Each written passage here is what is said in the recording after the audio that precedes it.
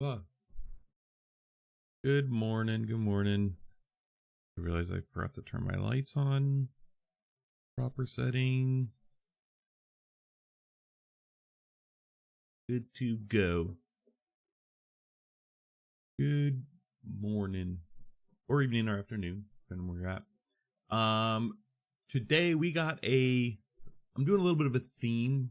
I'm gonna talk about privacy.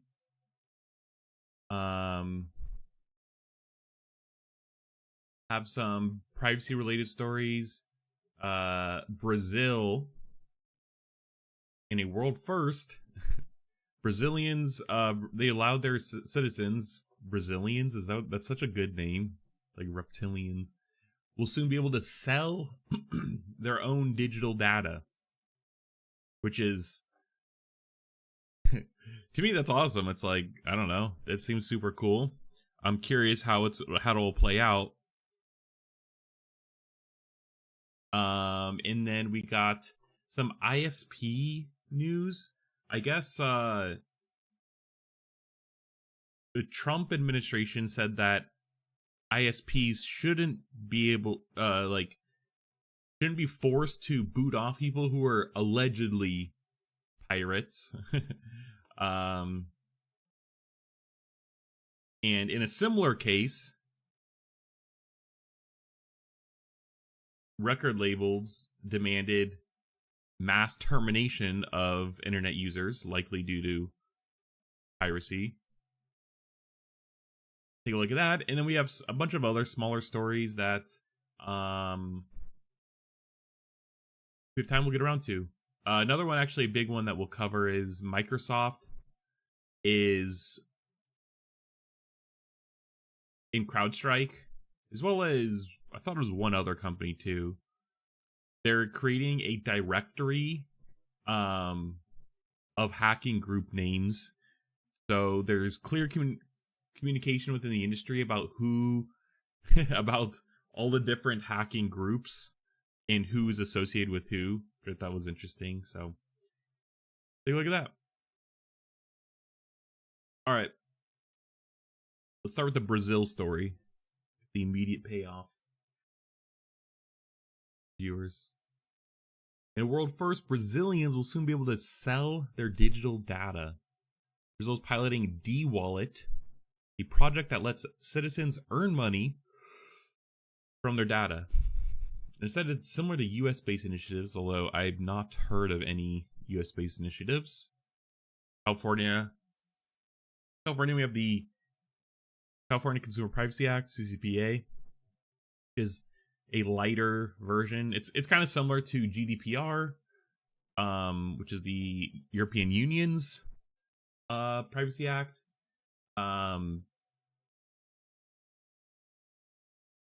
We don't have a federal Privacy Act in the United States, which we desperately need. I think other states have, like, nothing as comprehensive as CCPA, but the California Consumer Privacy Act, but something similar. Like I wouldn't be started for like Washington or Oregon has something similar, just because they usually follow suit to California, some more progressive states. So, but anyways, cool that Brazil's doing this. Let's read. It says, last month, Brazil announced it's rolling out data ownership pilot that will allow its citizens to manage, own, and profit from their digital footprint. The first such nationwide initiative in the world. I also imagine it's like, I guess, like, I wonder why the government like voted to do this. I mean, besides, like, you know, like, obviously I want that, but I guess, like, what led them to be like, maybe we should do something like this.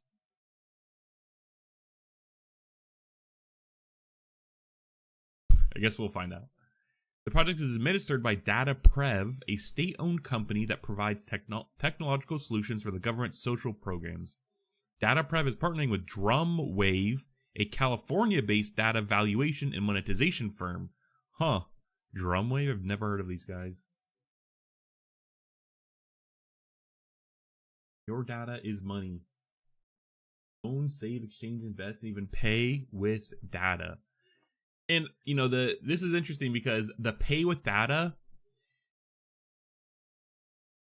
how kind of, big tech works right now is, a lot of times you are paying with your data to these companies. You get to use Facebook, Google, Gmail, all these, read this news for free because you're paying with your data via advertisers. And then the company that's showing you this content, that's bringing the attention,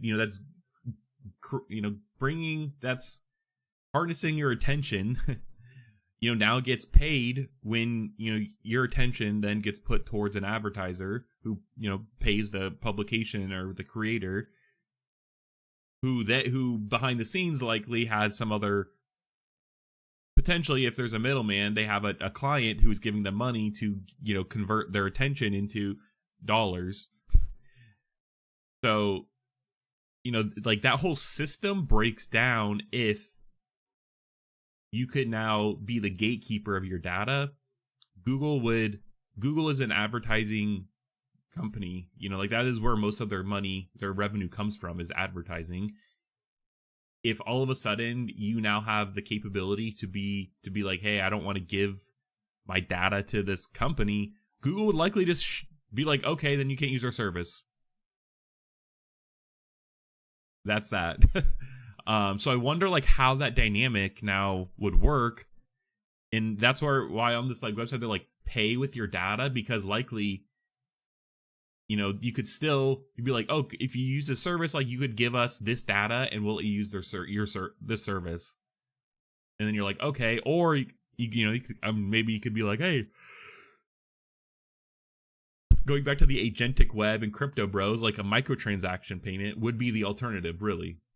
Ben Thompson of Stratechery has a great article on this, kind of going back to the origins of the web, looking at kind of some other early internet people like Andreessen Horowitz, Mark Andreessen, who I've talked about on stream a lot. He created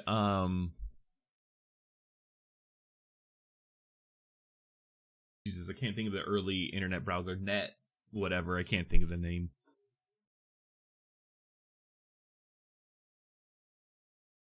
It was what Firefox turned into, pretty much. Netscape, Jesus. Netscape.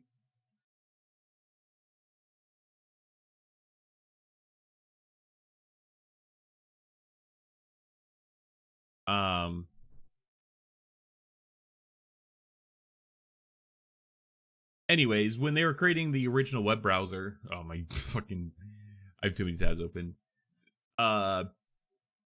They kind of they were at a crossroads to decide, do we want to implement some sort of micropayment system with the big payment processors like Visa and MasterCard, who at the time had a clear monopoly and ownership and very much owned that space. And if you weren't in with them, they were just going to ignore you.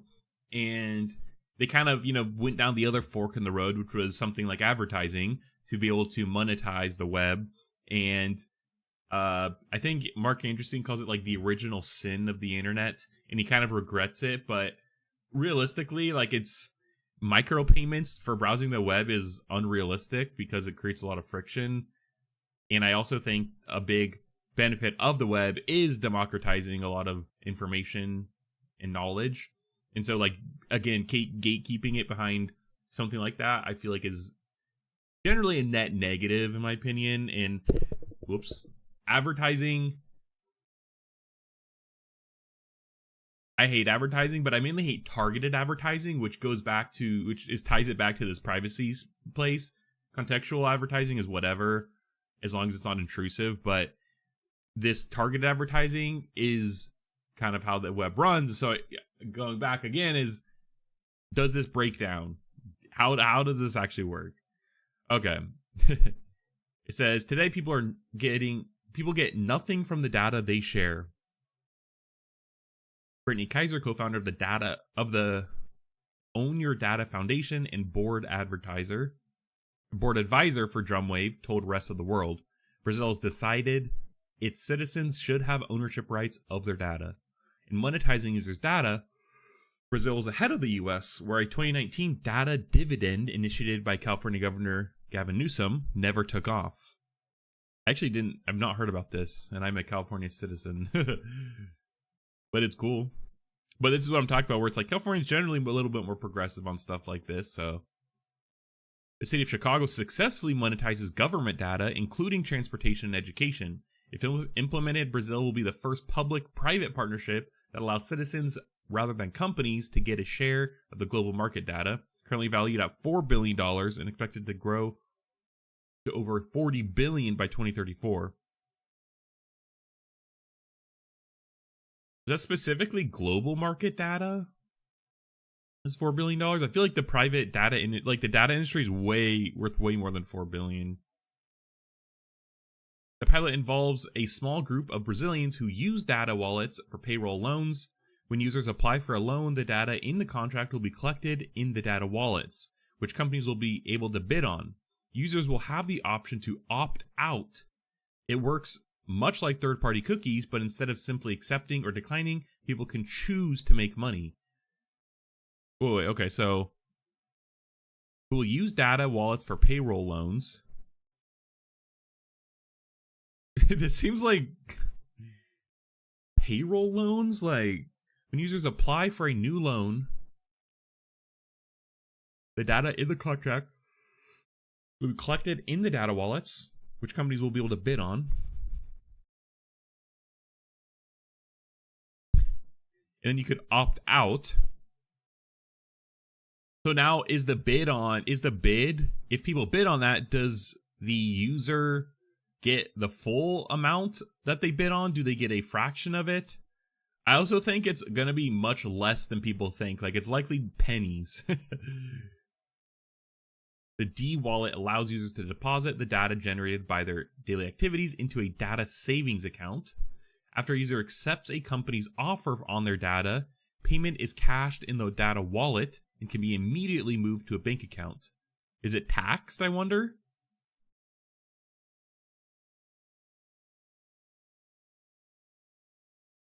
This is interesting. The project will be a correction in the historical imbalance of the digital economy, said Kaiser. Yeah, I mean, totally. I guess, again, though, like, it is an imbalance, but, like, it's also how you pay for all of the free services that you use. So, again, hopefully they talk about it later in the article, but they've not mentioned what if you just always refuse? Like, what's in it for these services to keep offering you their service? Through data monetization, the personal data that companies aggregate, classify, and filter to inform many aspects of their operations will become an asset for those providing the data.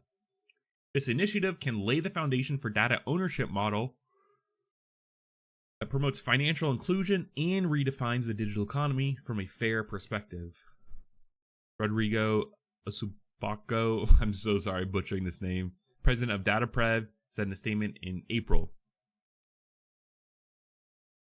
But data protection specialists in Brazil, home to the most expensive data privacy framework in Latin America, are concerned that this commoditization may raise the price of data, making it inaccessible for smaller companies and even state offices with low budgets.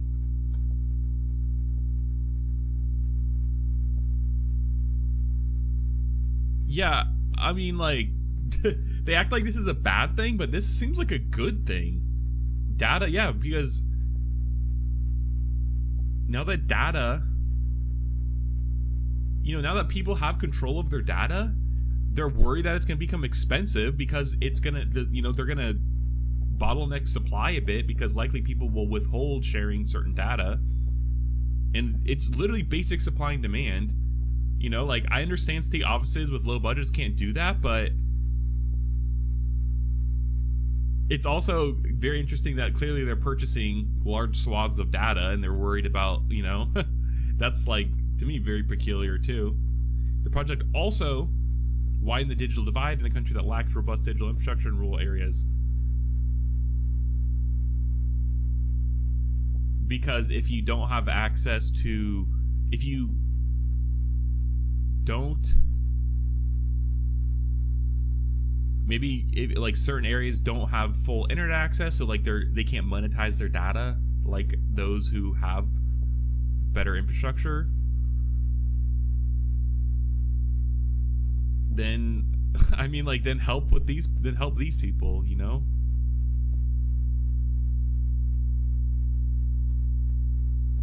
I guess, like, to me, this seems like a net positive, and if they're worried about something like this, I guess it's like, they're talking about two different types of, I just had such a bad deja vu. They're talking about two different relationships, you know, like, for those who already are on, like, you know, have a robust, you know, are on the internet and have a profile and, you know, have data that could be monetized, like, those people, like, this is good for those people because they're being taken advantage of, you know, from, you know, these companies who are buying your data with, you know, you getting nothing. But then it's also, I feel like it's a separate problem of, you know, lacking robust digital infrastructure in rural areas. It's like those, like, the people who are online now need to sacrifice because these other, you know, people, like, because the government or whoever doesn't have as much digital infrastructure. Like, I don't think that's a good, you know, these are two different issues that those who will get online, you know, those who will eventually have the digital infrastructure to get online will also want once they are online. Like, I understand that it could widen the digital divide like that, but to me, this seems like it's a wake-up call to get, you know, the government's shit together to help the people in rural areas more. I don't know. 3 in 10 Brazilians are functionally illiterate. Dang. We asked half of the country that doesn't know how to read to decide if their data can be bought for a certain fee. Pedro Bastos, a researcher at Data Privacy Brazil, told Rest of World, people in situations of vulnerability will say yes, and this might be used against them.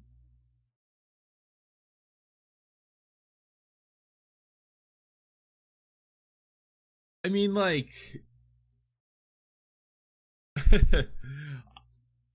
is this like, I don't know about that though. Like, I understand that, but this seems like a separate problem again. Like, you know, because then I guess, like, realistically, it's it's that argument of, like, you're only as fast as, like, your slowest player. You know, it's like, that's kind of the same thing here. I mean, not to, like, you know, like, the government should take this then as a wake-up call to help these people out instead of just being like, oh, they're gonna be left behind. It's like, okay, then help them, you know, like, get them up to speed to everyone else so that everyone can move quick, you know, instead of just, like, you know, sandbagging everything else because, you know, you, like, I don't know, the country can't get, you know, help these people. Like, I don't know. Worldwide data monetization has so far been led by the private sector. Companies such as DataRaid, Amazon, IBM, and Microsoft have created data marketplaces where clients can purchase data sets for their large language models and artificial intelligence products. In the Middle East, Saudi Arabia and the United Arab Emirates have created their own government-backed infrastructure to commercialize data. Separately, China allows companies to treat data as assets, while the United Nations has said countries can add the economic value of data to their GDP calculations. Wow, what the fuck? I've not heard that. I think data should be treated similar to assets, though. I think the economic value, determining the economic value, though, is a little washy. That one's a little hard. Brazil's project stands out because it brings the private sector and the government together, so it has a better chance of catching on, said Kaiser. In 2023, Brazil's Congress drafted a bill that classifies data as personal property. The country's current data protection law classifies data as personal inalienable right. As a personal inalienable right. Okay. The new legislation gives people full rights over their personal data, especially data created through use and access of online platforms, apps, marketplaces, sites, devices, and any kind connected to the web. Also, like, going back to the other, like, the literacy and, like, half the country doesn't know how to read to decide in their own data, and, like, rural people be left behind. Why the fuck is this country then voting on shit like this, when they have more important, like, I was like, what made this, like, why is this such a big thing? They have multiple bills all around, like, data privacy. Like, I get that, but, like, shit, maybe that's the priorities then are off. The bill seeks to ensure companies offer their clients benefits and financial rewards, including payments as compensation for the collecting, processing, or sharing of data. It has garnered bipartisan support and currently being evaluated in Congress. The project represents a significant conceptual transition, a spokesperson for Drumwave told the rest of the world. It positions Brazil as a global reference in data ownership initiatives. The spokesperson did not respond to questions about how it could potentially harm new and small businesses, as well as vulnerable socioeconomic groups. I feel like it would help vulnerable socioeconomic groups because then now you could tell them, fuck you, you can't sell my data, and you're able to not be targeted because of your, vulnerability that you have. And I guess how would it harm? I can't think of like how it would harm new and small businesses, like what they can't afford to purchase data or something. If approved, the bill will allow companies to collect data more quickly, precisely, while giving users more clarity over how their data will be used. According to Antonel Freitas, data protection officer at Vizu Advogados, I'm butchering all these names, a law firm that specializes in digital and consumer laws. As data collection becomes centralized through regulated data brokers, the government can benefit by paying the public to gather anonymized large-scale data. That's interesting, actually. Because the government now could be like, hey, would you like to share this information with you? Yes or no? We will also give you, $1 if you share it. Now, I can see, okay, now I'm starting to see maybe the downsides because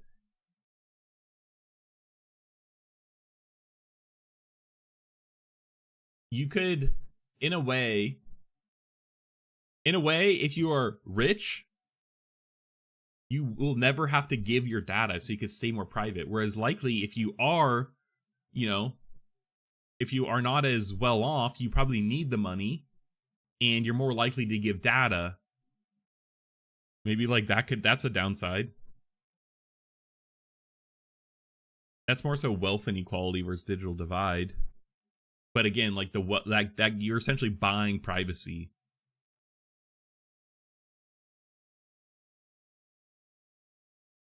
But like I still think it's like it's literally gonna be pennies. Like it's nothing. These databases are the basis for more personalized public services, especially in sectors such as healthcare, urban transportation, public security, and education, he said. But similar projects elsewhere are facing pushback. In the US, federal data privacy bills such as the American Data Privacy and Protection Act, ADPPA, that name is so bad. ADPPA. GDPR, CCPA, those all roll off the tongue. ADPPA, like this does not roll off. In the American Privacy Rights Act of 2024 have stalled. According to Electronic Frontier Foundation, a digital nonprofit, hell yeah. The bills undermine laws like California Consumer Privacy Act that give users better protection for privacy violations. Yes, that was a big one of these where it was. I remember actually specifically reading something from the EFF about how these would override states. Like if states wanted to make more specific or more like stricter privacy laws, that they couldn't because the federal one would supersede that. At the time, California Consumer Privacy Act was already existed, and it would be worse. And so, like, I think, I mean, as a California citizen, I would not want that because I already have very strong privacy laws. Now, I would still want that for the rest of the United States, but especially now, like with the Trump administration, like that would kind of go against what he would want because Republicans generally want, you know, states to have more power. In this instance, the states already, you know, did something that was much better than the federal government. Granted, I still think we need a federal data privacy act, like bare minimum, but give the option for states to create their stricter ones if they want. At a state level in the U.S., there is pressure not to give up their own autonomy to federal institutions. Victor Quintere, a law professor at the University Center of Brasilia, told Rest of World, in Brazil, some, like Maximilian Rodrigues, are eager to try out the data monetization project. Rodrigues, a computer science professor in Mato Grosso in central Brazil, it will be an opportunity to regulate access to his data. If you don't accept bids, companies won't be able to use your data. But not all users are savvy. INAF, Brazil's Institute for Research on Illiteracy, said last year that 95% of functionally illiterate Brazilians, 3 out of 10 Brazilians, so like 2 point something, had low digital proficiency. Large swaths of the country, including cities, have slow internet connectivity, which means they generally generate less data online. Okay. Data monetization could also pressure vulnerable people into foregoing their privacy for a quick payout. Yeah, and this is what I was kind of talking about earlier, whereas like if you need the money, you could be more likely to sell data, whereas like if you are kind of like quote unquote like wealthy or more well off, you don't likely need to sell the data. Like that could be that's a downside. Much like previously WorldCoin has done in dozens of countries, according to Bastos. Yeah, and this is Sam Altman's WorldCoin, where I brought this up where it is interesting that they were targeting all these other third world quote unquote type of countries where, you know, you getting paid for your retina scan goes much further in these countries than it does in places like United States, where it's like, do I really want to do this? Do I really need the extra few bucks or however much they're paying? But they need data, and so they, you know, went to these countries. Co-founded by OpenAI Sam Altman, World scanned over 400,000 people's irises in Brazil before the government suspended its operations in January for gathering data without sufficient opt-in, opt-out mechanisms. I didn't know they suspended it like that. That's crazy. Once you treat data as an economic asset, you're also subverting the logic behind the protection of personal data. The data ecosystem will no longer be defined by who can create more trust and integrity in the relationships, but instead will be defined by who's the richest. Where he says, the data ecosystem will no longer be defined by who can create more trust and integrity in the relationships.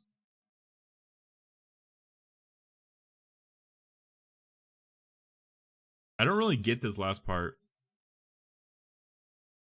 Once you're subverting an economic asset, you are subverting the logic behind the protection of personal data. But, I mean, arguably, you as a human are an economic asset. I mean, it's like, you know, like, you have productivity, you have other, like, you know.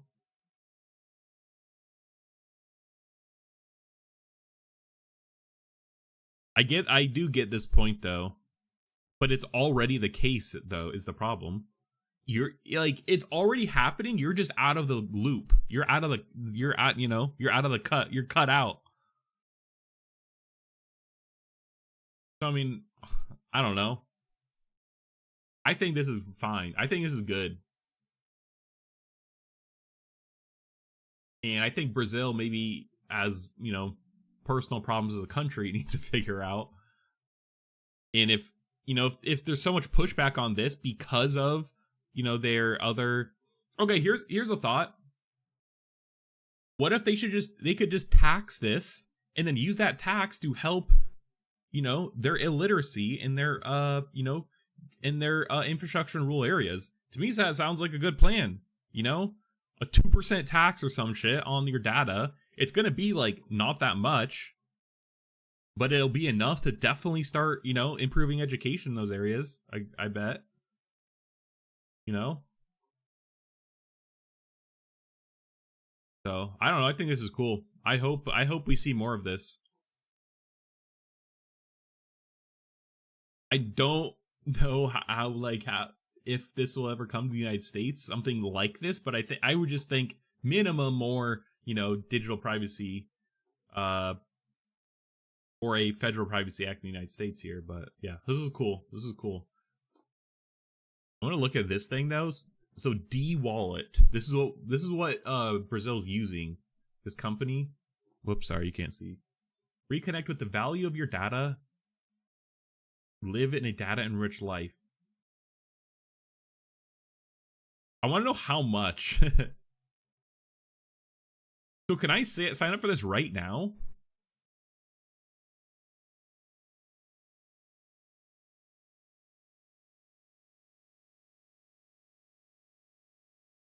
Alright, I might do this later. This is interesting though.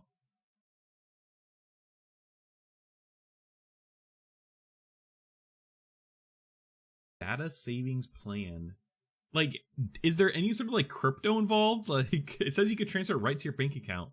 A program that enables consumers to contribute data that they generate in the ecosystem, allowing them to benefit from its potential value through monetization, improve products and services, or investment. Investment options tailored for short-term gains or long-term financial goals like retirement education.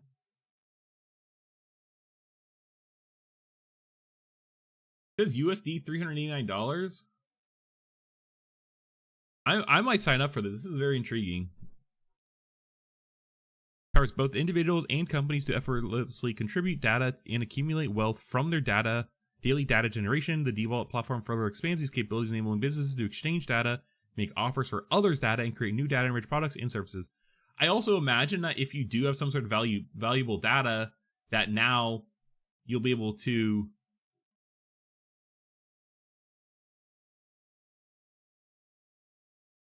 get more for it, because if you do withhold it, you know, you're bottlenecking the supply. It could make, you know, I don't know. Okay, let's see. Kesha plus Freshmart. Or Keisha. Keisha is a frequent shopper at her local grocery store, Freshmart. See how Keisha uses a data savings account to benefit from her data ownership. So Keisha visits Freshmart, where real-time certified product data like ingredients and sustainability helps her make smarter choices. Okay, I don't really know where this comes from. Keisha co-owns her interaction data with Freshmart and its products and grows that data every time she engages with them. Kesha uses Drumwave data to check products' carbon footprints and ingredient sourcing, choosing options aligned with her values. I don't really get where these are coming from. Keisha's interactions with their products help Freshmart understand her preferences, like sustainable and local product choices. Freshmart adjusts its product catalog, promotions, and experiences based on real-time consumer insights from Keisha's data.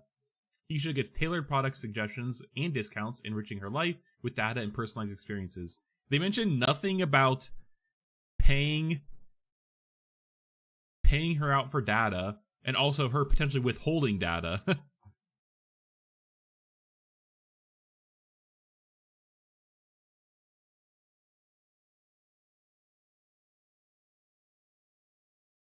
This seems different. Oh, this is for businesses. I see. So then for people, says Caroline plus data savings. Caroline is a frequent user of rideshare apps to get around the city. Let's see how Caroline uses her co-owned data to enrich her life. I don't like how she's calling it co-owned.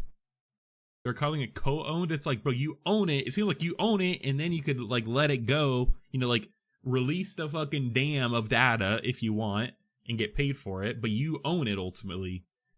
Caroline heads out for a fun night with friends. Everywhere she goes, her activities generate valuable data. This is so creepy, but this is actually how it is in real life. So it's like she deposits this data through her D-Wallet into her data savings account. Her data savings grow.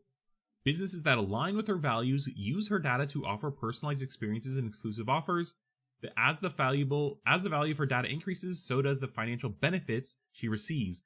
Now, going back to the technological adoption curve, which I bring up almost every stream, arguably,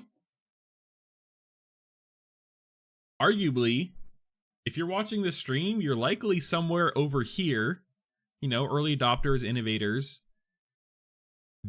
This data is probably very valuable. If you're kind of a laggard or over here, like, you're probably more, you know, your data is less valuable in terms of technology because you're not using services early. You know, their habits are more aligned with, or like more predictable, I guess, more aligned with, I guess, the psychographics that are, you know, in here. If you take risk, you try a lot of new things, you're, you know, on the cutting edge a lot. I mean, your data is just more valuable, you know? Yeah. And I think that would be interesting to see.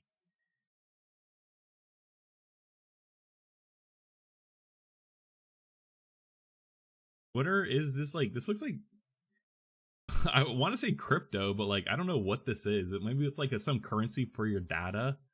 Like, this is like some representation of it. And I wonder what these like special offers are. This is interesting. I'm bookmarking this and I'm taking a look. Could be good like video or something. Okay. Let's talk about ISPs. Let's talk about this one first, because this one happened before this, and they're kind of related. Trump admin tells SCOTUS, Supreme Court, ISPs shouldn't be forced to boot alleged pirates. Trump admin backs Cox, more like. I had Cox internet when I lived in Arizona. I had Cox internet when I lived in Arizona, and I actually put in an FCC complaint against them, and it worked. So,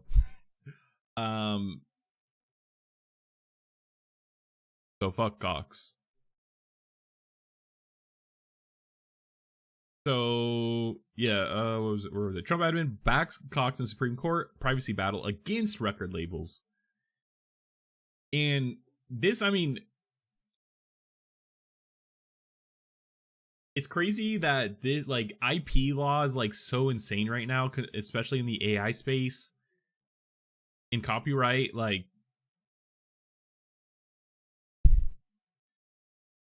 I also think it's like, you know, I mean, I have a lot of views on piracy. I was gonna try and find my Pirate Bay hat. I think the biggest thing though is that, like, they don't make it easy for you to access. People literally want to give you money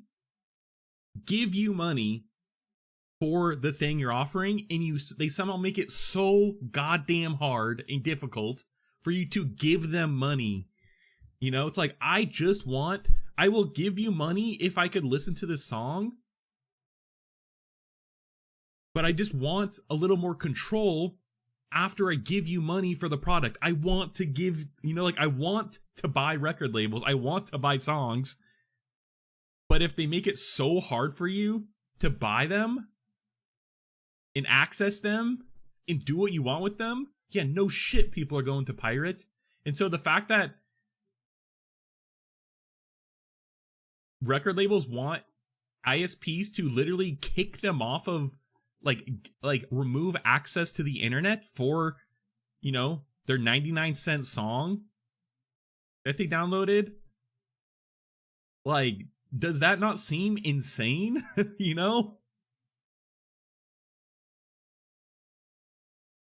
So anyways, and also this kind of goes back to DRM, fuckdrm.com, which is a website I own. I was like, whoa, wait. I was like, wait, did they take it down? Here we go. Yeah, so go check this out. It's pretty much what I'm saying. But it's like, it's around DRM. DRM's digital handcuffs that ensure you never truly own what you pay for. DRM stands for Digital Rights Management or Digital Restrictions Management. It's technology embedded in your digital purchases that limit how, when, and where you can use the content you've already paid for. Exactly, I paid for this. If I paid for this, this is likely not, but it's same concept. So, Trump administration is backing cable company Cox in a battle that could determine whether internet service providers are forced to disconnect users accused of privacy. Again, it's whoever, like, okay, so if the record label deems that you have pirated something, you just like that, you're gone? Like, how could a record label, like, they make fucking music, like, you know? They make the things that, like, yes, they make that. Why should they be controlling the internet? Who gets access to the internet? Huh? What timeline are we on? You know? Cox, which says ISPs shouldn't have to terminate customers based on unproven allegations of copyright infringement, which this is obviously Cox is going to say this because that means that they lose a customer and they lose a paying customer. So, like, you know, definitely it's in their interest. It's, you know, they're incentivized to say this, so we will say that. We'll say that. The record labels just have it fucking out for people, I think, you know. Record labels, like, all, like, especially record labels, because they are, like, so protective. It's like insane. Like, anyways, the fact that they should be the arbiter of deciding who cannot be, you know, have internet access is crazy.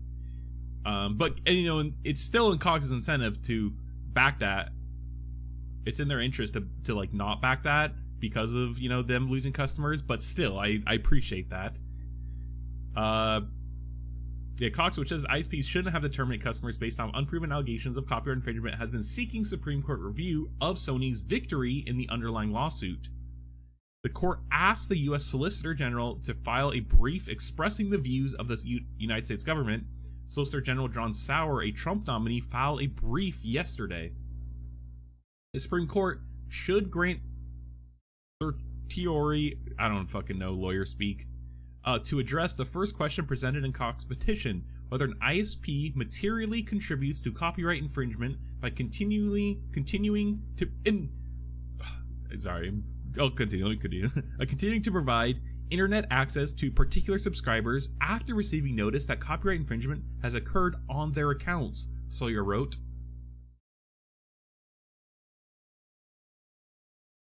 Copyright literally rules the United States. Like, it's so insane about how copyright laws are so strict and they restrict so much. Copyright, IP laws, like all kind of same thing. Like, people commit copyright infringement every day without knowing, you know, too.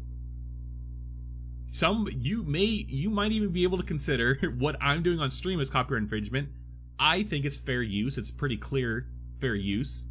I am providing my own commentary. I am, you know, taking bits and pieces here or there. We're like looking at other stuff while we're reading. Like, you know, I think it's fair use, and I think it's pretty. There's been other precedents for like YouTube and stuff, but people commit like copyright every day without knowing. It's like, okay, so they shouldn't deserve internet access? Doesn't really line up for me. Last year, the U.S. Court of Appeals for the Fourth Circuit vacated a $1 billion damages award that Cox could have had to pay because it found that Cox did not receive a direct financial benefit from its subscribers' infringement of copyrights.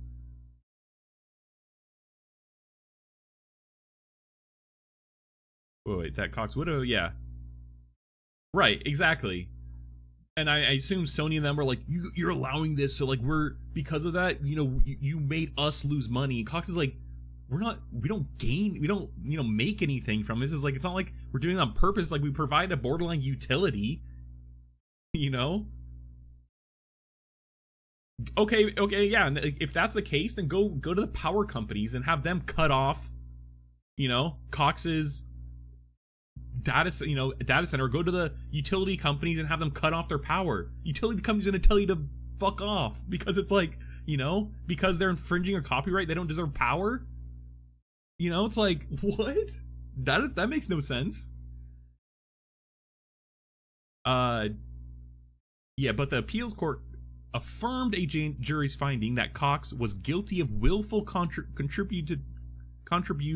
Oh my gosh, I've had trouble saying this word before. Contributory infringement, raising the likelihood that ISPs have to terminate customers accused of piracy to avoid liability.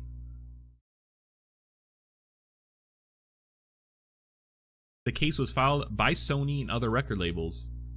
That's crazy. Don't they have insurance?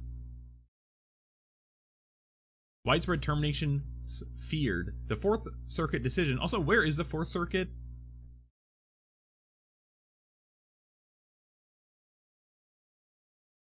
Virginia. Richmond. This Fourth Circuit decision, if not overturned, subjects ISPs to potential liability for all acts of copyright infringement committed by particular subscribers, as long as the music industry sends notices alleging past instances of infringement by those subscribers. Sawyer wrote, this could encourage providers to avoid substantial monetary liability by terminating subscribers after receiving a single notice of alleged infringement. It's alleged. This is the crazy part. It's alleged infringement. So you could just be blamed, and then all of a sudden you have no internet, and then what? You have to pay a lawyer, go there. I'll be submitting an FCC complaint, I'll tell you that.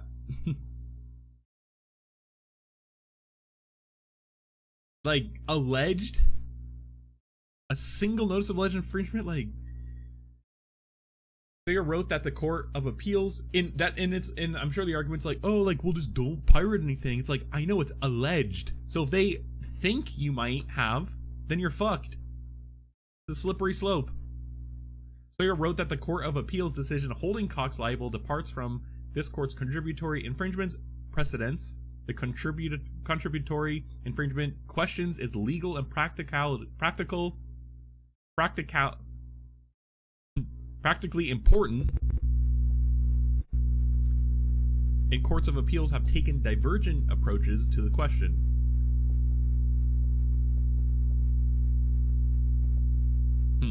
The U.S. brief argued that an ISP is not liable for contributory copyright infringement for failing to terminate subscribers after receiving notices of infringement, ruling in Sony v. Universal City Studios and MGM Studios v. Grokster make clear that contributory liability for copyright infringement requires more than knowledge that others have put the defendant's products to infringing uses. Sawyer wrote, instead, it requires a culpable intent to cause infringement. I wonder what this means. To me, this seems like, yeah, if someone does it one time, or like here and there, that it's like plausible deniability. But like, yeah, sure, if they're like redistributing your music for free, then like they're intentfully, they're willfully causing infringement or something. That, that's kind of how I look at this. If Cox had explicitly or implicitly marketed its services as being particularly useful for infringers, yeah, okay, I see. Or if it had encouraged subscribers to use Cox's internet service to infringe, liability might be appropriate. But as the Court of Appeals acknowledged, Cox's business model was indifferent to whether its subscribers used the internet for lawful or unlawful purposes. Yeah. Piracy notices don't identify specific users. Adopting Sony's legal theory would threaten liability for other service providers, e.g. an electric utility, yes, that's what I'm saying, that might be asked to cut off services to identified customers who had previously used the service for unlawful purposes. Sayer wrote, Sawyer also noted that infringement notices sent by copyright holders don't identify individual users. Interesting. I want, like, then how do they even know, like, who's infringing or whatever? Sony overstates the specificity of Cox's knowledge, even accepting that notices of past infringement established Cox's knowledge that the same subscriber was substantially certain to infringe again. Oh wait, Sony overstated the specificity of Cox's knowledge, even accepting that notices of past infringements established Cox's knowledge that the same subscriber was substantially certain to infringe again. The notices made Cox aware of past and likely future infringements on particular accounts. They did not identify the specific infringing users of Cox's internet service. Many accounts that triggered multiple notices belonged to hotels, hospitals, universities, and regional ISPs serving hundreds or thousands of individual users. Under that decision below, Cox would be held liable for direct infringement committed by any of those users whose identities it does not know and with whom it has no contractual relationship. Yeah, what the fuck? I mean, this is crazy. It's like someone at this, someone in this IP block of 1,000 IPs infringed or something, It's like, okay, and, like, what do you want us to do? Sawyer further argued that the Supreme Court should grant review of the second question presented in Cox's petition, which concerns the circumstances under which a contributory infringer can be held liable for enhanced statutory damages based on a finding of willful infringement. Bro, who the fuck is the Ninth Circuit judge? Like, did Sony pay them off? Like, none of this seems like it makes any sense that it should have been passed, though. Sawyer further argued that the Supreme Court should grant review of the second... which concerns circumstances under which contributory infringer can be held liable for enhanced statutory damages based on finding of willful infringement. Enhanced damages can be $150,000 per work. Bro, like, the record label's just doing this to make money. Like, someone pirates your 99-cent song and then you want $150,000 per work? Like, get the fuck out of here, bro. Instead, the usual cap of $30,000. The jury in the case was instructed that it could find Cox's violations willful if Cox knew that its subscribers had committed infringement. I don't think ISPs are, like, can track information like that, though, can they? Sawyer wrote that instruction was mistaken because it allowed the jury to award enhanced damages even if Cox reasonably believes that its own conduct in declining to terminate the infringing subscribers' internet access was consistent with the Copyright Act. Interesting.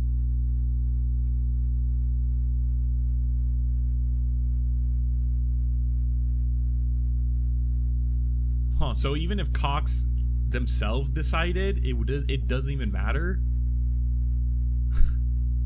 Reject Sony petition, US says. Sony wasn't happy with the Fourth Circuit ruling either because it threw out the $1 billion award in a finding of vicarious infringement. Sony argued that Cox profited from infringement by failing to terminate infringing subscribers. Ah, bro, this is like such a mind... You have to play such mental gymnastics to, like, side with Sony. Okay, it says, it wasn't happening because it threw out... Sony argued that Cox profited from infringement by failing to terminate infringing subscribers, and that ruling eliminates an especially important tool in the digital age for pursuing direct infringers, in this case, thousands of faceless individuals who cannot be identified except through an internet service provider, like Respondent, is impractical at best and impossible at worst.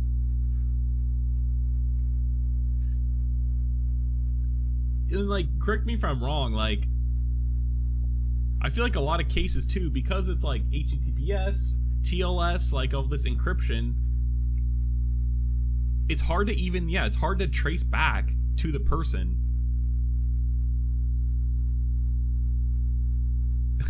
But it's like, Cox profited from infringement by failing to terminate infringing subscribers.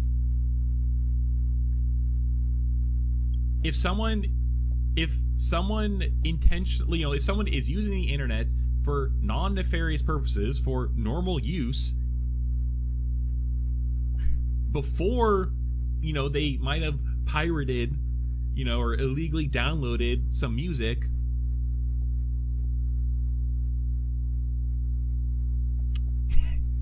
like, they were already an existing customer, and they use Cox for a, internet, they use Cox for other reasons, and Cox was making money off of them being normal up until this thing, up until they kind of quote unquote failed to terminate. It's like,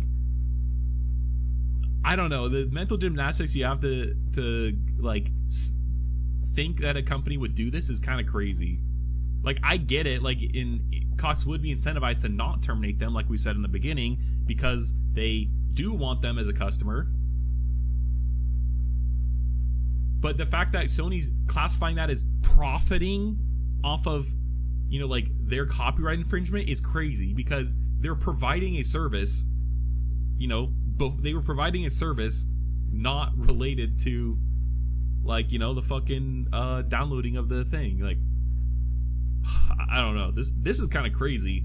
If this goes through, this is continues and passes. It's kind of, this is insane. Sawyer urged the Supreme Court to reject Sony's petition for a review. The Court of Appeals correctly held that Sony had not satisfied its burden of showing that Cox financially benefited from infringement on its network. Yeah, okay. The appeals court agreed with that. As the court explained, Cox charges its customers a flat fee for internet service regardless of what its users do online. Yeah, and I mean that too. It's not like oh, you're a copyright infringer, let's raise the price a bit so we can make more money off of you. It's like everyone's paying for the same service, because they're providing a service, i.e. the internet, before, regardless of what they're doing. Sawyer compared Cox to a landlord who charges a fixed rent regardless of what tenants use the lease premise for. There was no, yeah, and that's a good example actually too. There was no evidence that Cox would be forced to collect a lower fee if the users of its internet service ceased to infringe. That subscribers were drawn to Cox's internet service because of the ability to engage in copyright infringement using that service, or that Cox had used the opportunity for customers to infringe to lend credibility to the service it had offered. Where he says there's no evidence that Cox would be forced to collect There was no evidence that Cox would be forced to collect a lower fee if the users of the internet service ceased to infringe. That subscribers were drawn to Cox internet service because of the ability to engage in copyright infringement, using the service. Or that Cox had used the opportunity for customers to infringe to lend credibility to the service it offered. In other words, it's not like Cox is charging more for people who are infringing or charging less to those who aren't. In that it's not like people are going to Cox because they are a service that you could engage in copyright infringement. Or that Cox is somehow legitimizing these other infringe websites, pirate websites. You're not lending them any credibility, So yeah, on the vicarious liability question, there is no conflict among the circuits, which all apply to the same financial benefit requirement to different fact patterns. Wait, what? Sawyer wrote, Sony has not identified any court of appeals decision that reached a different result on facts similar to those here. Cox issued a statement welcoming the U.S. court brief. We are pleased the Solicitor General agrees that the Supreme Court should review this significant copyright case that could jeopardize internet access for all Americans and fundamentally change how internet service providers manage their networks. Yep. Let's see what the comments had to say. Yeah, exactly, bro. It's crazy. And that's what I'm saying. It's like, bro, it's crazy. Like, ISPs, actually, looking out for this. Even though they are incentivized to, but, Yeah. Okay, and then, here, this is again, it's record labels for the same thing. So it says ISP settles with record labels that demanded mass termination of internet users. One piracy case is over, but the biggest one could be decided by the Supreme Court. Internet service provider Frontier Communications. Frontier, okay. I actually applied to a job for them. Yeah, they're a big one. So they're owned by Verizon. Which I did not know. Agreed to settle a lawsuit filed by major record labels that demanded mass disconnection of broadband users accused of piracy. And this is exactly what we just looked at.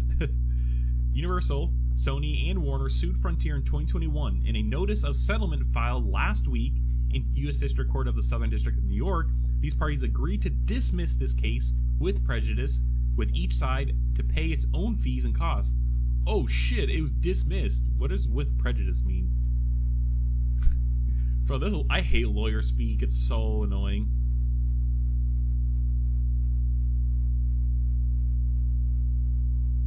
It says dismiss prejudice means the case is dismissed based on the merits of the case after a judgment has been issued, and that the plaintiff is barred from filing a lawsuit on the same issue at a later date.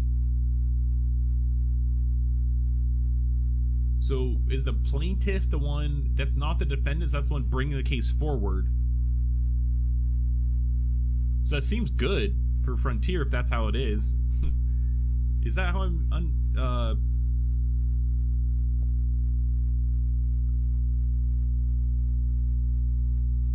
with prejudice? Without those are formal legal terms, different ways the case dismissed. Dismissing a case because of prejudice sounds like it got dismissed because of the judge's racism or something like that. It's not true. I didn't think of it like that, but okay. In a formal legal world, a court case that is dismissed with prejudice means that it's dismissed permanently. A case dismissed with prejudice is over and done with once and for all, cannot be brought back to court. Without prejudice means the opposite. It's not dismissed forever. The person whose case it is can try again. So this seems like it's the record label's case, and so it was dismissed with prejudice. So it was, it cannot be tried again by the record labels, it seems like. It seems like Frontier then could potentially come back. And if the Supreme Court, based off the other article we just read, comes forth, it seems like that this would side with Frontier again, the ISP. The record labels and Frontier simultaneously announced a settlement of similar claims in bankruptcy court. Case filed in the same district. Bankruptcy court? Frontier also settled with movie companies in April of this year, just before a trial was scheduled to begin. Frontier exited bankruptcy in 2021. Bro, what the fuck? Maybe that's why Verizon bought them. Since settlement terms weren't announced, it's not clear whether Frontier is changing its practices to satisfy the copyright holders' demands for mass termination of broadband subscribers. We contacted Frontier and will update this article if we get a response. Supreme Court may rule on ISP's obligations. Yes, this is what we just read about.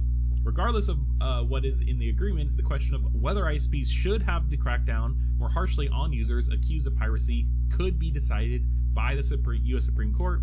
The High Court has considered whether to review a Sony victory over the cable company Cox. Yeah. Trump administration weighed on Cox's side. Yeah, and yeah, it's crazy. Arguing that ISPs should not be held liable for contributory copyright infringement for failing to terminate subscribers after receiving notices of infringement. The Trump admin's Department of Justice said the making ISPs liable for their customers' infringement could encourage providers to avoid substantial monetary liability by terminating subscribers after receiving a single notice of alleged infringement. Yep, and that is not cool. One, it's alleged, and two, after one, I guess it's like, who's to say that they can't just send these out and then just terminate you? Like, do we really trust the record labels on this in this instance? It's like, no, they're going to be way, overly eager to send these out. And if a single one gets sent out of that's alleged, and you get your internet cut off for it, that's bullshit. The record label's lawsuit complained that Frontier received hundreds of thousands of copyright infringement notices from copyright owners, but provided known repeat infringers with continued access to and use of its networks, and failed to terminate the accounts of or otherwise take any meaningful action against those subscribers. ISPs have argued that infringement notices sent on behalf of record labels and movie companies are unreliable, and that they shouldn't have to terminate customers based on unproven allegations. Yep. ISPs have frequently pointed out that terminating customers' accounts would hurt people using the same account as someone accused of piracy. ISPs have argued that infringement notices sent out on behalf of record labels and movie companies are unreliable, and that they shouldn't have to terminate customers based on unproven allegations. Yeah. And like, this is actually like, you know, crazy that ISPs are agreeing with us on this, because it's unproven. It's an allegation. It's alleged. You know, who's to say, you know, who, like, if you did or not? And why should we trust a record label who is, you know, to be the arbiter of that? ISPs have frequently pointed out that terminating customers' accounts would hurt people using the same account as someone accused of piracy. I mean, yeah, but like, also like, I guess like if they turn it like a library's internet, then like, yeah, that's dumb. Or like a hotel's, like we kind of read in the other article, yeah, it's dumb. ISPs terminate users who appear to be the most prolific offenders, but they don't disconnect enough pirates to satisfy the demands of litigious copyright holders. The record label sued Frontier in 2021. The ISP told Ars that Frontier is not alleged to have done anything directly to infringe any copyright owner's rights, and in fact has terminated many customers about whom copyright owners have complained. Frontier believes that it has done nothing wrong and will vigorously defend itself. Cool. I'd like, you know, this. I think these two articles were good read, just because of the fact that ISPs are actually, for once, standing up for its customers. Any bets on how long before they pick other targets? They've sued grandmas and dead people in ISPs. There's finally one thing a term is done we can agree on. Meanwhile, it's trivial to rip any music on the planet from YouTube. Yeah. And it's crazy because they actually went after the program to download the YouTube videos instead of YouTube videos itself. You know?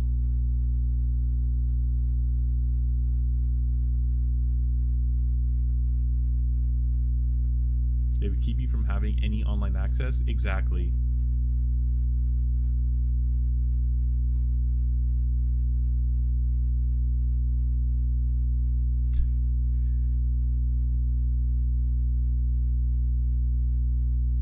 Yeah, this is crazy. Alright. That does it for our ISP tirade.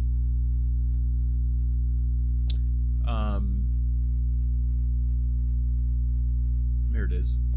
Now, kind of on the actual bad end, you know, on the actual pirate side, you know, actual hackers, Microsoft and CrowdStrike partnered to link hacking group names, which, to me, I think it's interesting. I think that's cool, because there's like all these hacking group names that are likely all affiliated with one another or under the same umbrellas and groups, and pointing and understanding who is associated with who is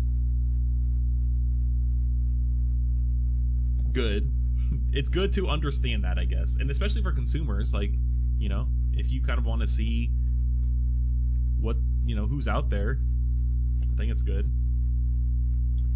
I thought there was also someone else who was a part of this announcement. This is the actual Microsoft blog post.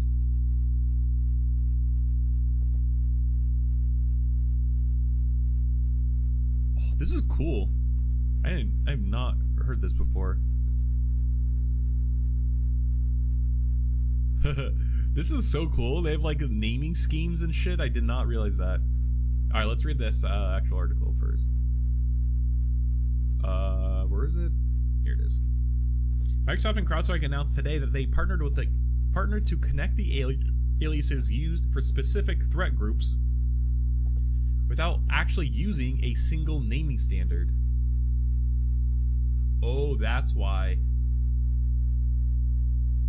Maybe different companies give different names to certain cybersecurity groups or certain hacking groups. As the two companies explained on Monday, this will be done by mapping or linking the different names their security analysts use for each group they track. Microsoft has updated its threat actor reference guide. I think this is it.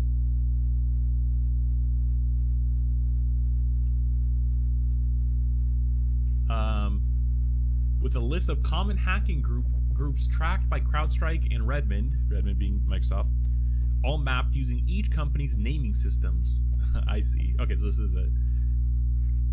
This reference guide serves as a starting point, a way to translate across naming systems so defenders can work faster and more efficiently, especially in environments where insights from multiple vendors are in play,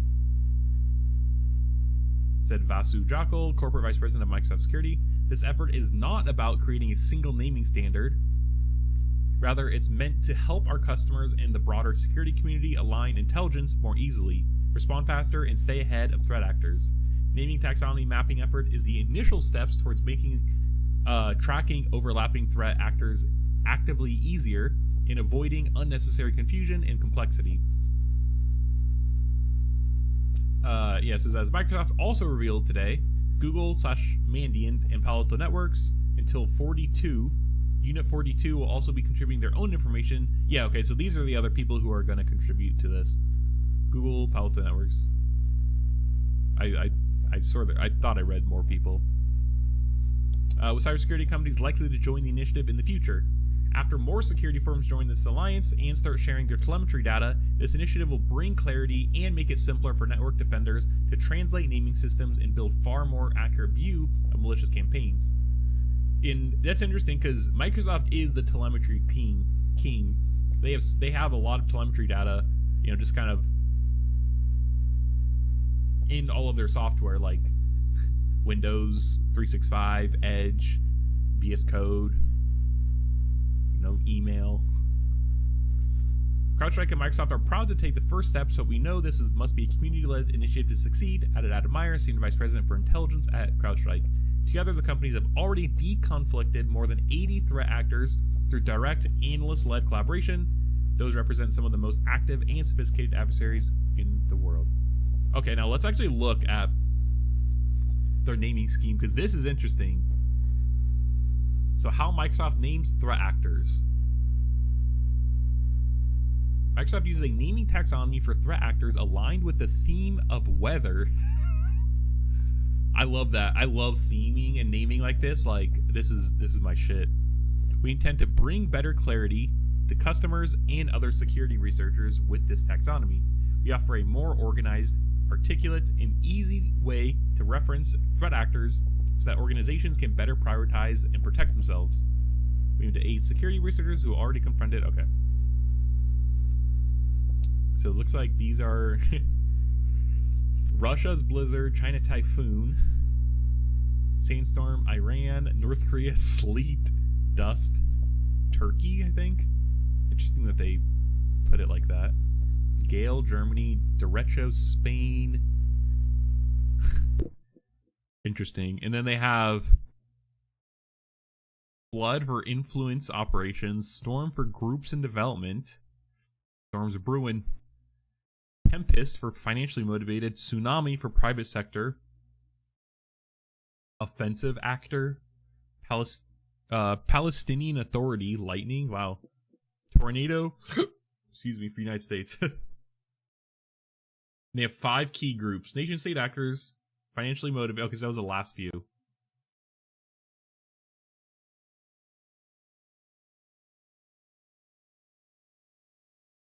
Nation-state actors, cyber operators acting on behalf of directed by a nation-state aligned program, irrespective of whether for espionage, financial gain, or retribution. Microsoft observed that most nation-state actors continue to focus operations and attacks on government agencies, intergovernmental organizations, non-governmental organizations, and think tanks for traditional espionage or surveillance objectives.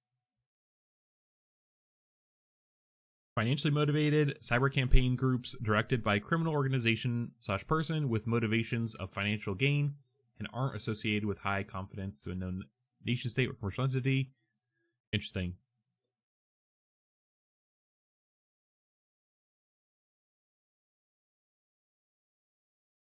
And then, okay, so here's a bunch of the actual names.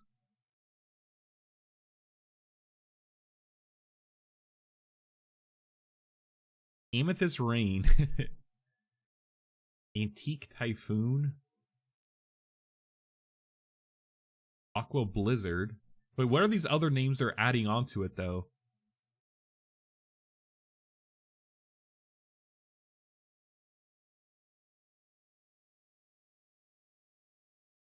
There's so many. What are these linking to? Huh. I realize they publish things like this.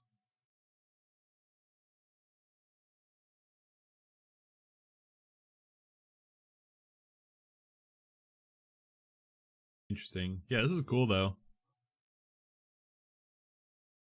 The intelligence in the hands of security professionals. Intel profiles and Microsoft Defender threat intelligence bring crucial insights about threat actors. Those insights enable security teams to get the context they need as they prepare for and respond to threats. Like they also have like malware names. We name the malware and unwanted software that we detect according to Computer Antivirus Research Organization malware naming scheme. The scheme is used the following format. Like backdoor 132.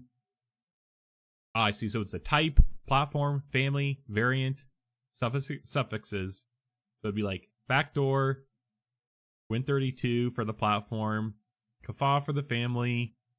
The variant is .d, so maybe like ABCD or something, and then Inc. I don't know what this means. Following are types of malware that Microsoft detects.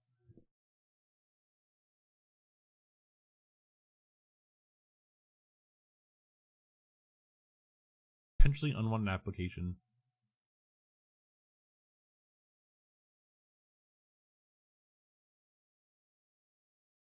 You're streaming for almost 7 hours? I've been streaming for like an hour and a half. You slept? We have scripting languages, macros. These are interesting. Suffixes that begin with exclamation point is an indicator used by Microsoft internally. Ah, okay. Variant letter, sequentially for every distinct version of a malware family. For example, the detection for variant A.AF is created after the detection for the variant AE. I see. Yeah, it's like EF. Yeah, just a letter. We were looking at Microsoft and CrowdStrike partnered to link hacking group names. Seems like a lot of different companies use different names for hacker groups, and so Google, Microsoft, Palo Alto Networks, CrowdStrike, and Microsoft are coming together to kind of create a directory about how they all name the different hacking groups, so that they're able to collate and just like combine data to better understand like threat actors. Oh, you're going for a CrowdStrike event June 20 in India? Oh, that's cool. What do you, is it just like a recruiting event, or like they're gonna talk about something? Okay.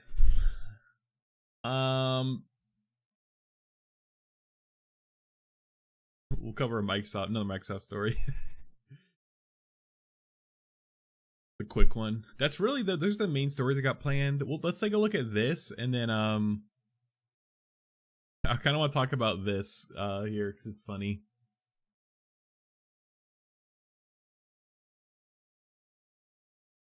It says Microsoft will finally stop bugging Windows users about Edge, but only in Europe. I pretty much, as soon as I use Brave, but as soon as I get a new PC, it's like if I could uninstall Edge 100%, I would. I do have it.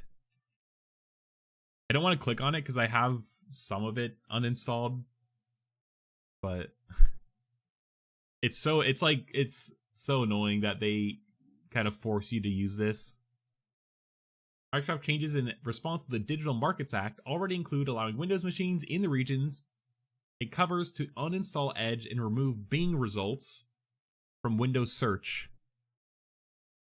Disable the services.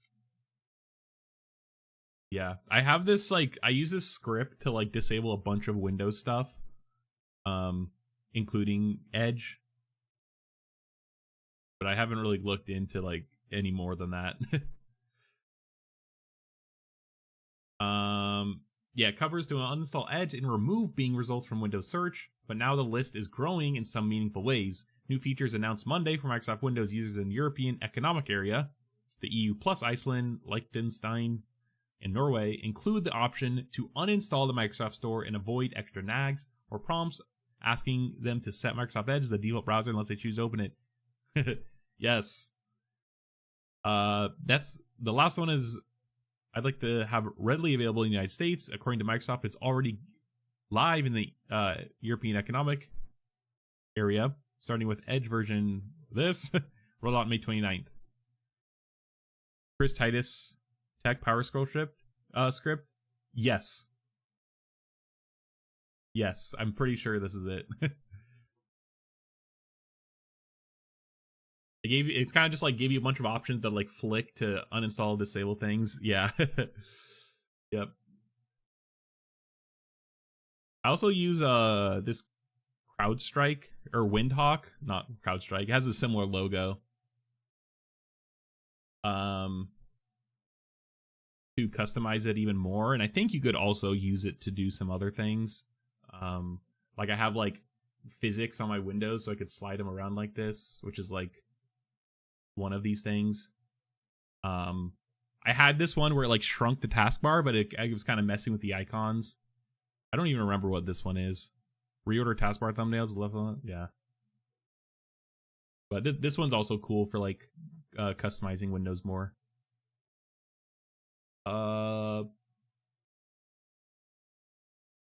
It said, additionally, setting a different browser like Chrome, Firefox, Brave, or something else will pin it to the taskbar unless the user chooses not to.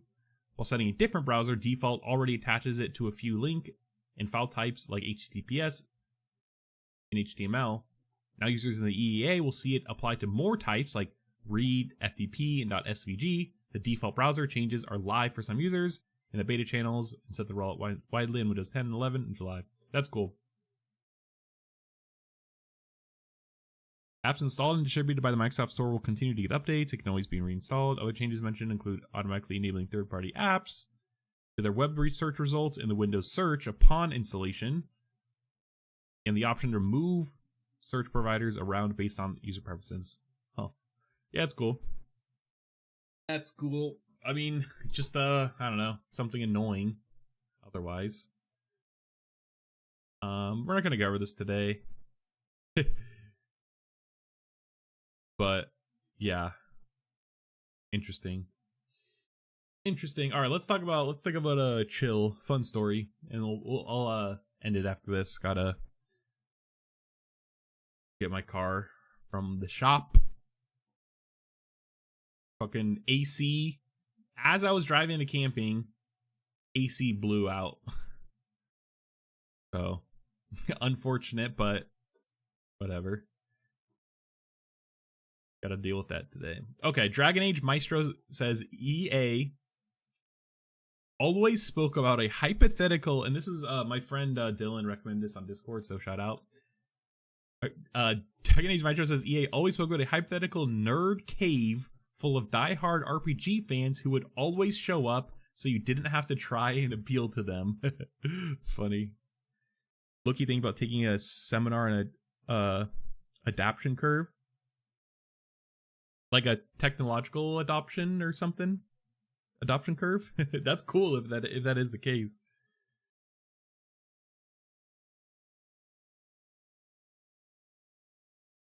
What was the last Dragon Age game called? Dragon Age game was Dragon Age Veilguard. We got mixed reviews, I think. I'm surprised they don't have the Metacritic scores on here. Roger's Innovation Curve? I don't know if I've heard of that one. Whoops.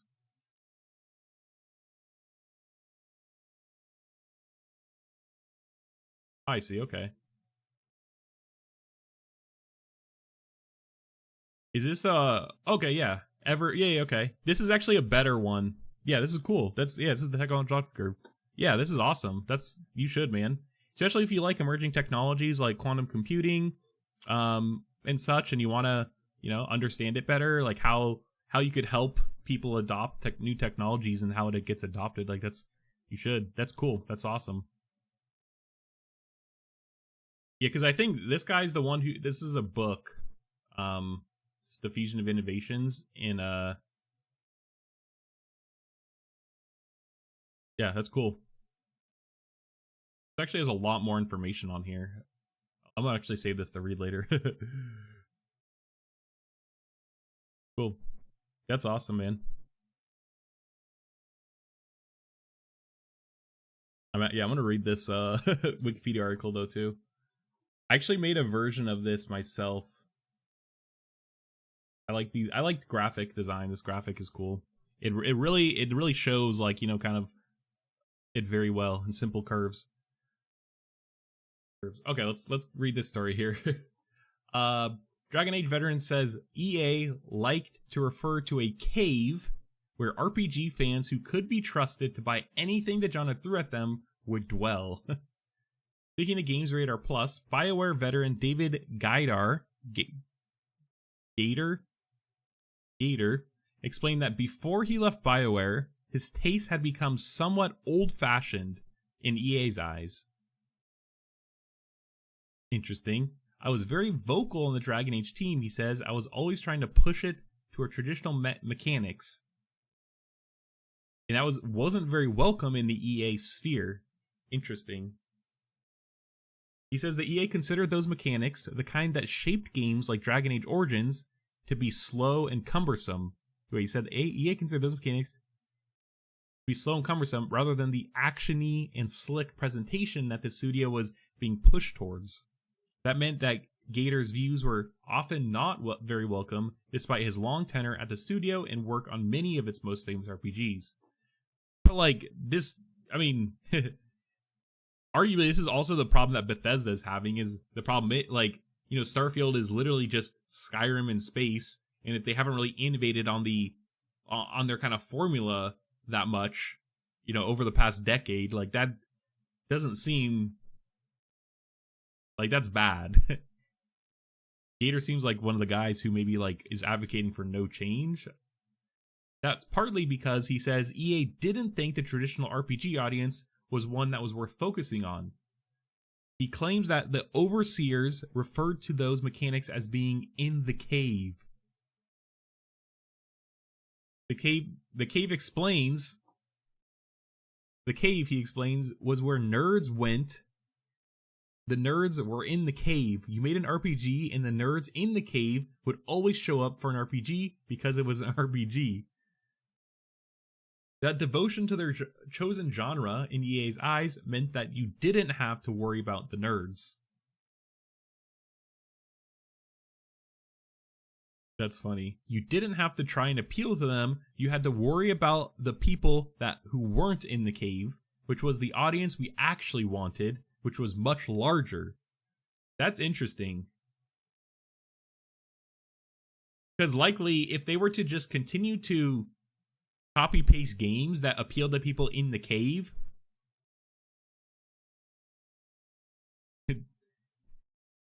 I guess to appeal to their existing audience, they would get probably no growth, and they need to continually pack the cave full. They need to find new people to put in the cave. This is such an funny analogy, especially like a nerd cave.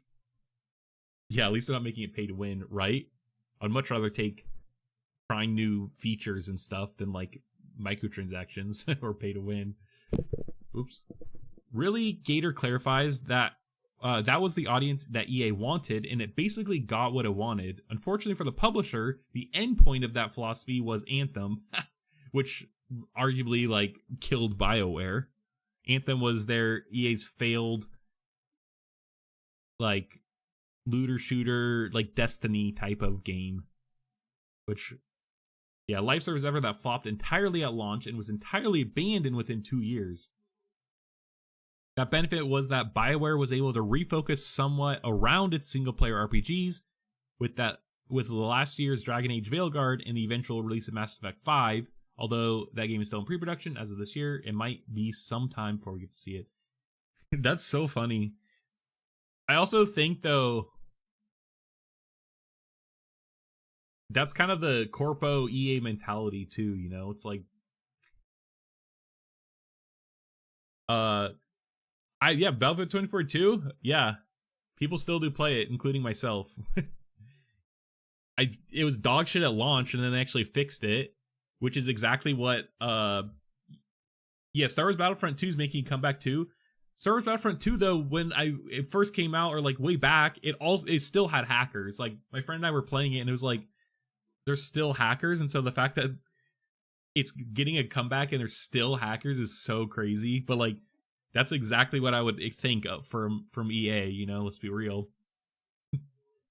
Like, but 2042, they kind of fixed it, they improved it, but now the player base is just very small. Battlefront 2 is somehow getting this, you know, resurgence now, but like the hackers are there. It's like, EA's getting what they want. People are coming back to their games, but the fact that they abandoned them so quick, you know, it's like, now they're a mess when people actually want to play them. Funny.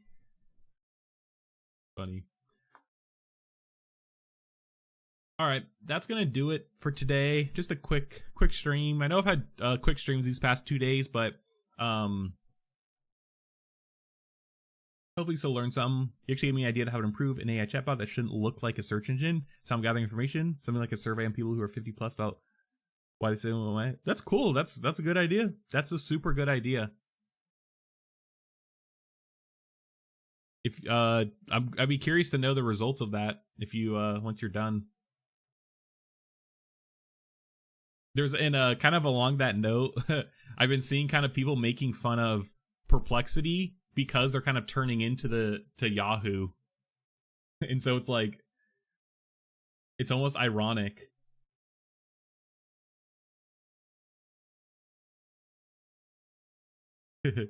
Read 3 months? Alright, sweet. I'll be here in 3 months.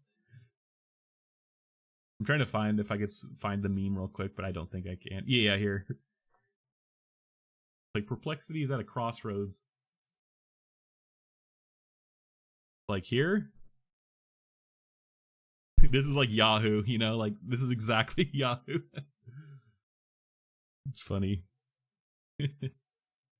So, yeah, so that's cool. That's interesting. That's a good survey.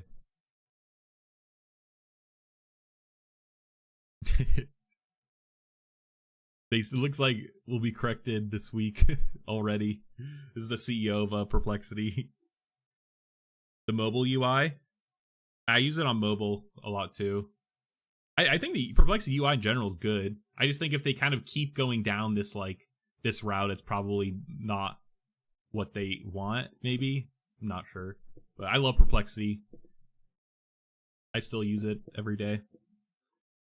Alright, that's gonna do it for today's stream. We'll be back tomorrow. I also we might do it. What day is today? Today is Tuesday. There's a report that came out called from Bond Research, or this is I think they're a startup VC fund, but it's trends in artificial intelligence. It's 340 pages. Oh wait, you guys can't see, sorry. It's 340 pages. And it's just in depth, like all of the, you know, here's the outline. But we're gonna go over it, the entire thing. I think Thursday we're gonna do it. So 340 pages is probably gonna take, if I had to guess, around 4 hours. But we'll come out of it smarter. So we're gonna do this one of these days this week. Similar to my AI 2027 report, it took me almost 5 hours to go through the entire thing, but you know, it is very valuable information. So we're gonna do this. So sweet, hell yeah. Anyways, so we'll be back tomorrow for some news, and we'll probably do that Thursday. Appreciate everyone hanging out, tuning in. Hope you learned something, and I'll see you tomorrow. Bye. I need to make an ending screen. I don't have an ending screen.